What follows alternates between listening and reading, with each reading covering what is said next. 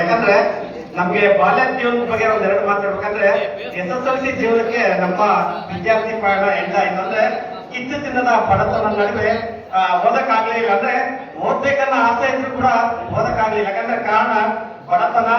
ಈಗ ನಿಮ್ಗೆ ಸಾಕಷ್ಟು ಅವಕಾಶಗಳಿದಾವೆ, ದಯವಿಟ್ಟು ದುರುಪಯೋಗ ಮಾಡ್ಕೋಬೇಡಿ, ಸದುಪಯೋಗ ಮಾಡ್ಕೊಳ್ಳಿ.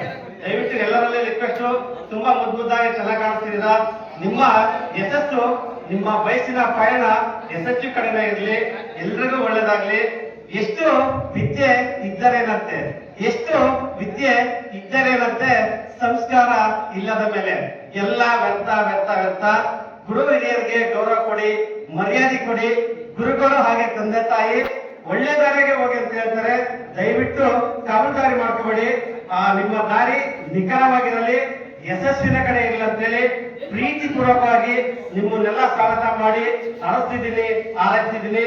ಎಲ್ಲಾ ಸ್ಟೂಡೆಂಟ್ಗೂ ನನ್ನ ಕಡೆಯಿಂದ ಆಲ್ ದ ಬೆಸ್ಟ್.